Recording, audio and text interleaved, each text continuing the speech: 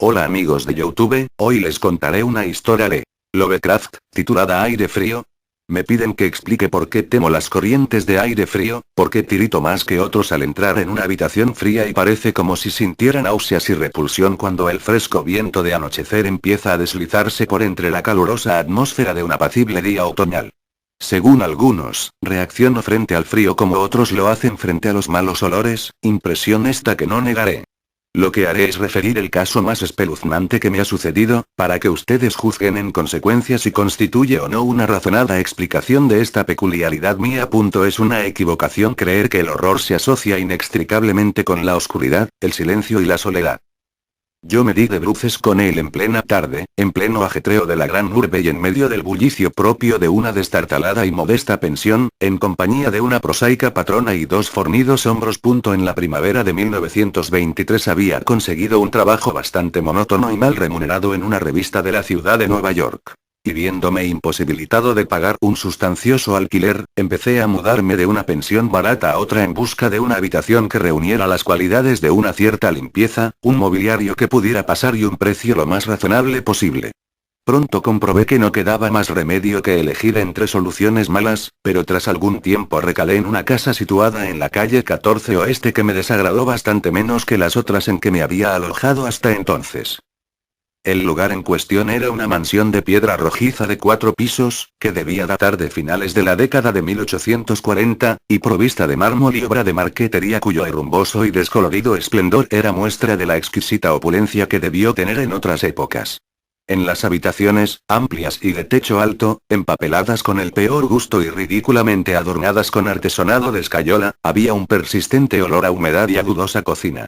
Pero los suelos estaban limpios, la ropa de cama podía pasar y el agua caliente apenas se cortaba o enfriaba, de forma que llegué a considerarlo como un lugar cuando menos soportable para hibernar hasta el día en que pudiera volver realmente a vivir.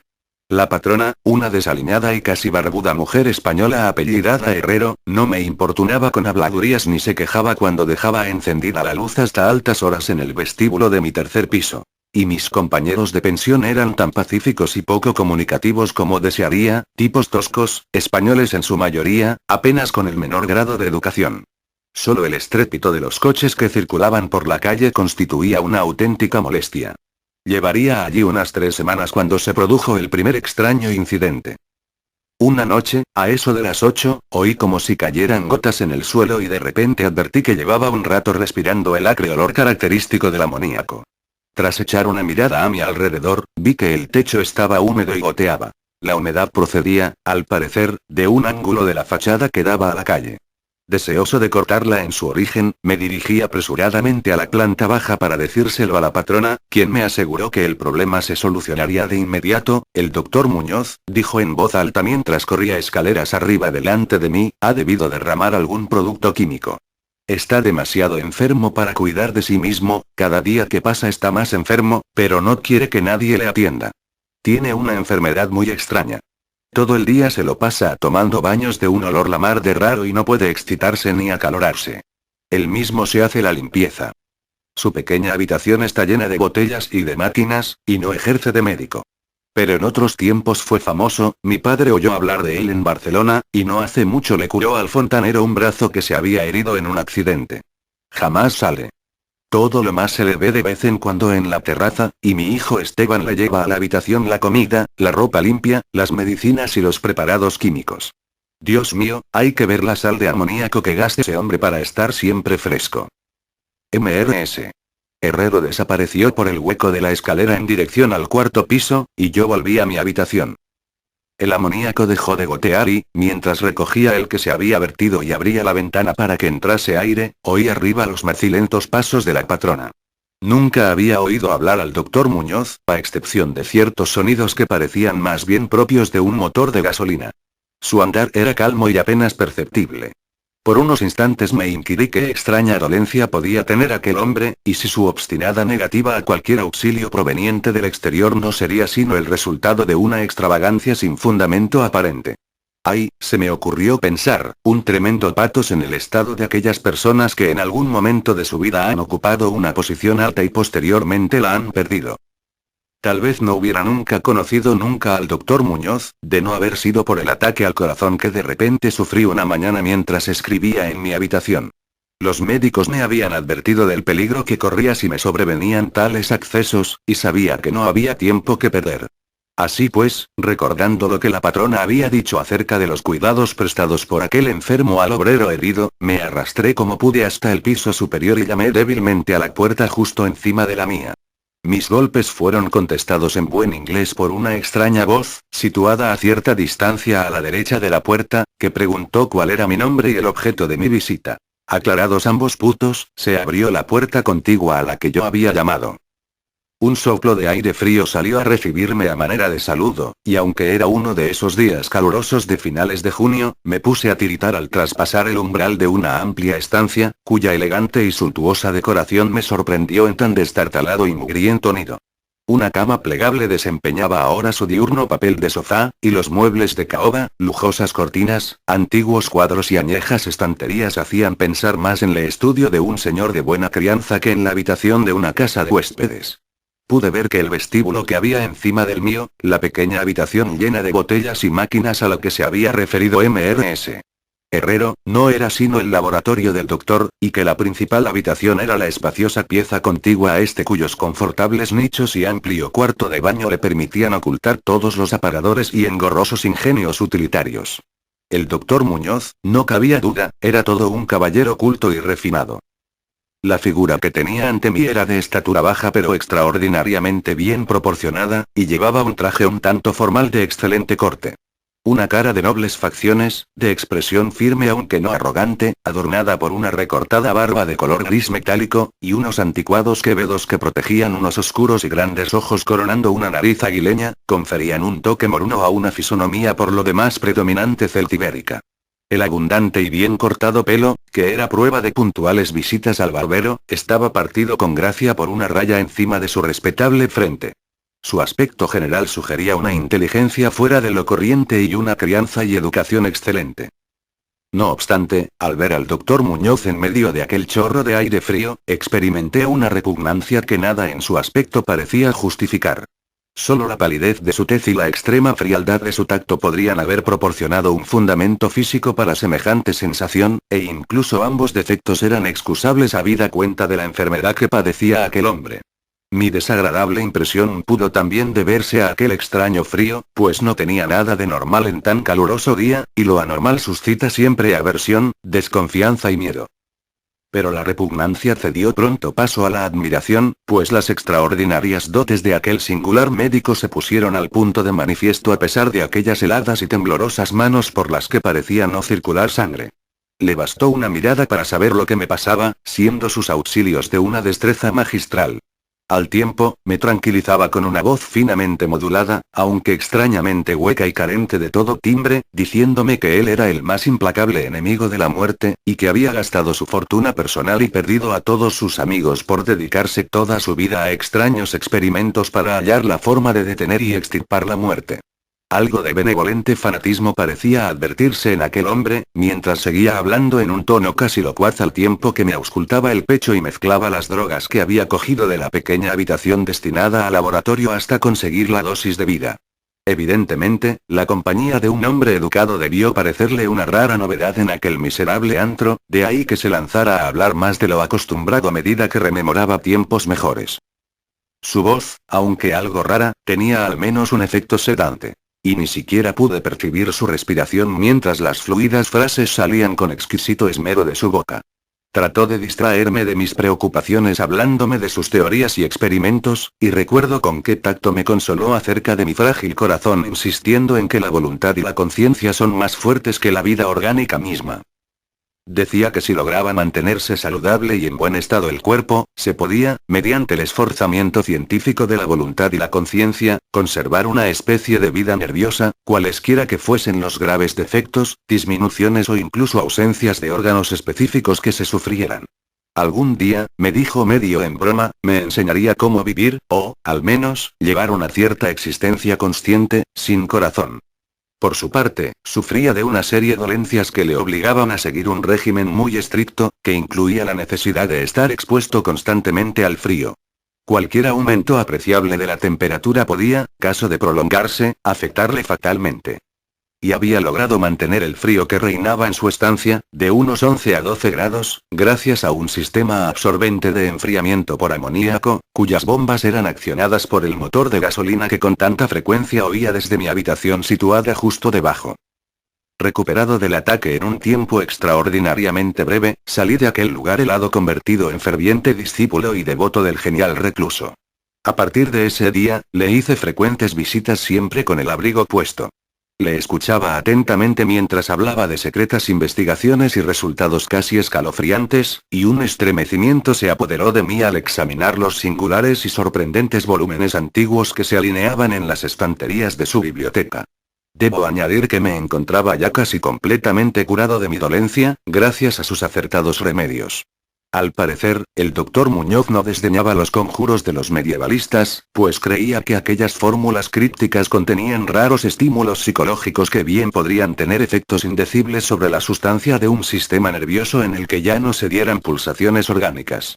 Me impresionó grandemente lo que me contó del anciano doctor Torres, de Valencia, con quien realizó sus primeros experimentos y que le atendió a él en el curso de la grave enfermedad que padeció 18 años atrás, y de la que procedían sus actuales trastornos. Al poco tiempo de salvar a su colega, el anciano médico sucumbió víctima de la gran tensión nerviosa a que se vio sometido, pues el doctor Muñoz me susurró claramente al oído, aunque no con detalle, que los métodos de curación empleados habían sido de todo punto excepcionales, con terapéuticas que no serían seguramente del agrado de los galenos de cuño tradicional y conservador. A medida que transcurrían las semanas, observé con dolor que el aspecto físico de mi amigo iba desmejorándose, lenta pero irreversiblemente, tal como me había dicho Mrs. Herrero. Se intensificó el lívido aspecto de su semblante, su voz se hizo más hueca e indistinta, sus movimientos musculares perdían coordinación de día en día y su cerebro y voluntad desplegaban menos flexibilidad e iniciativa. El doctor Muñoz parecía darse perfecta cuenta de tan lamentable empeoramiento, y poco a poco su expresión y conversación fueron adquiriendo un matiz de horrible ironía que me hizo recobrar algo de la indefinida repugnancia que experimenté al conocerle. El doctor Muñoz adquirió con el tiempo extraños caprichos, aficionándose a las especias exóticas y al incienso egipcio, hasta el punto de que su habitación se impregnó de un olor semejante al de la tumba de un faraón enterrado en el Valle de los Reyes.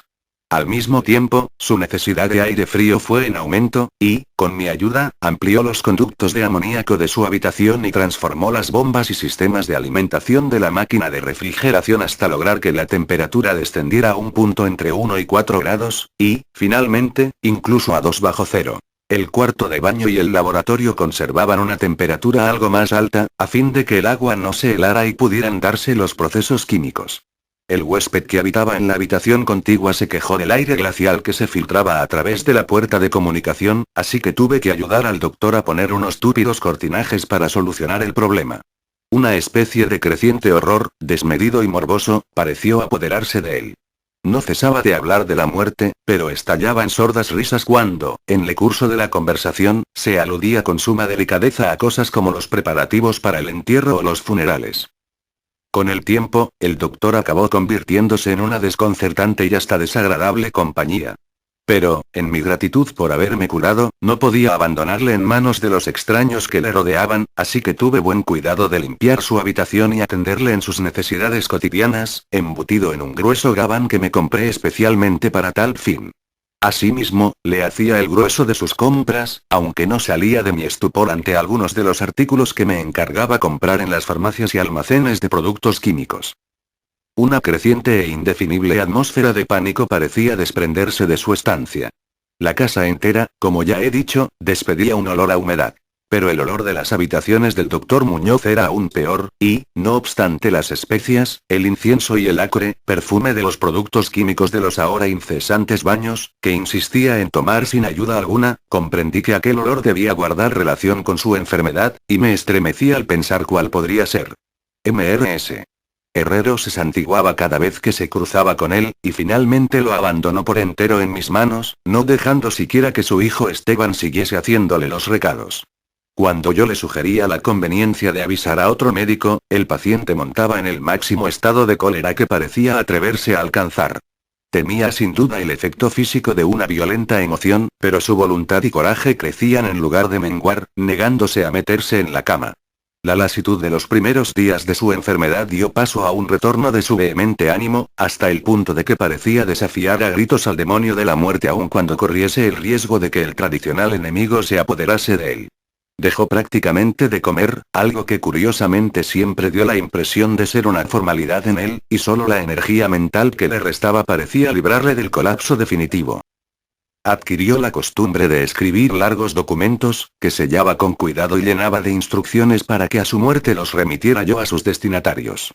Estos eran en su mayoría de las Indias occidentales, pero entre ellos se encontraba un médico francés famoso en otro tiempo y al que ahora se daba por muerto, y del que se decían las cosas más increíbles.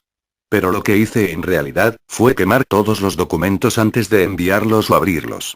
El aspecto y la voz del doctor Muñoz se volvieron absolutamente espantosos y su presencia casi insoportable. Un día de septiembre, una inesperada mirada suscitó una crisis epiléptica en un hombre que había venido a reparar la lámpara eléctrica de su mesa de trabajo, ataque este del que se recuperó gracias a las indicaciones del doctor mientras se mantenía lejos de su vista. Aquel hombre, harto sorprendentemente, había vivido los horrores de la Gran Guerra sin sufrir tamaña sensación de terror. Un día, a mediados de octubre, sobrevino el horror de los horrores de forma pasmosamente repentina. Una noche, a eso de las 11, se rompió la bomba de la máquina de refrigeración, por lo que pasadas 3 horas resultó imposible mantener el proceso de enfriamiento del amoníaco. El doctor Muñoz me avisó dando golpes en el suelo, y yo hice lo imposible por reparar la avería, mientras mi vecino no cesaba de lanzar imprecaciones en una voz tan exánime y espeluznantemente hueca que excede toda posible descripción. Mis esfuerzos de aficionado, empero, resultaron inútiles. Y cuando al cabo de un rato me presenté con un mecánico de un garaje nocturno cercano, comprobamos que nada podía hacerse hasta la mañana siguiente, pues hacía falta un nuevo pistón.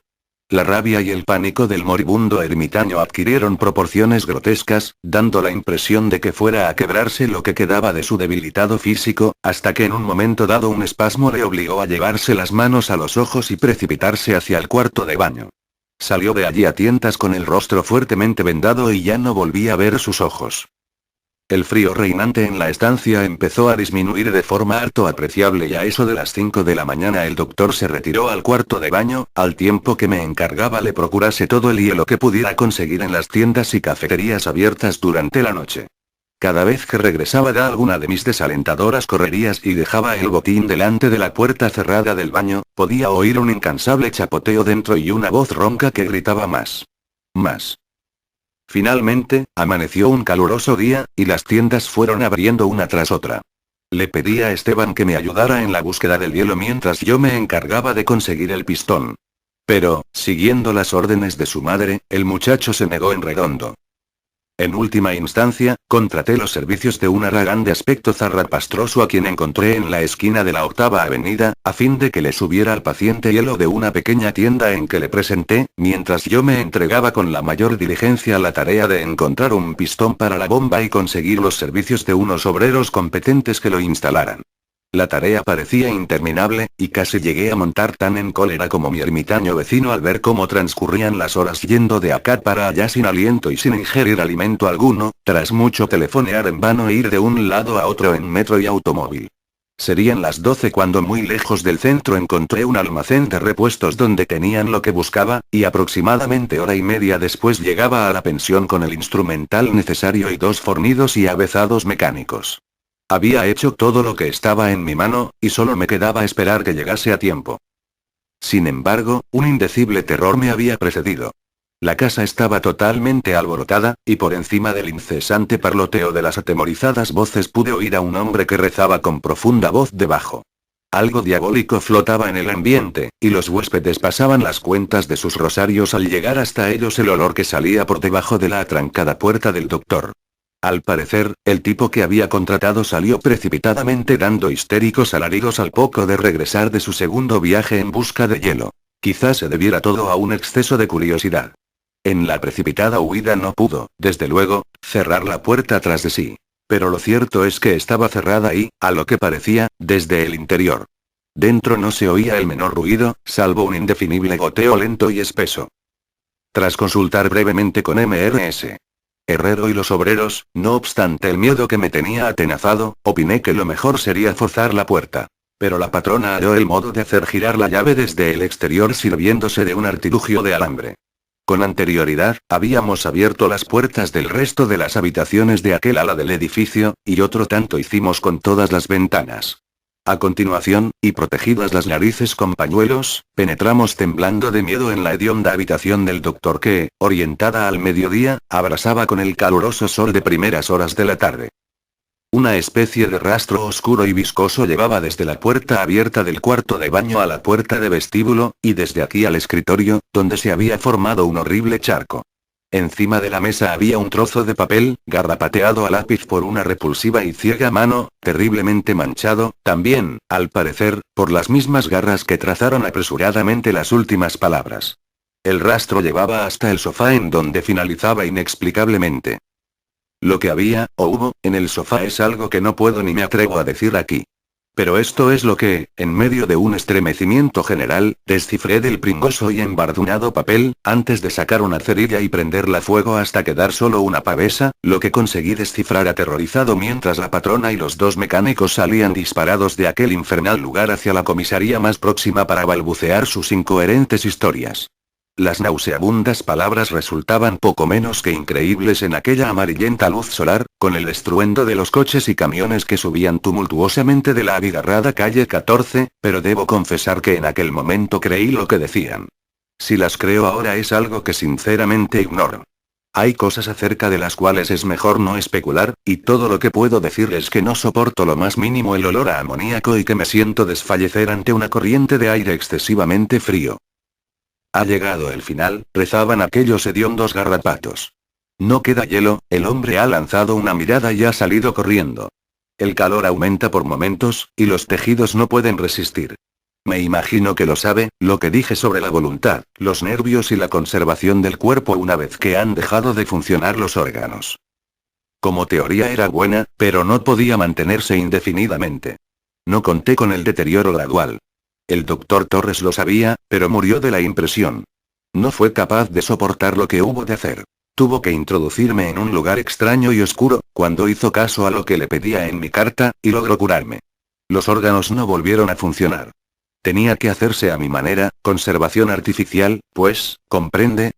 Yo fallecí en aquel entonces, hace ya 18 años.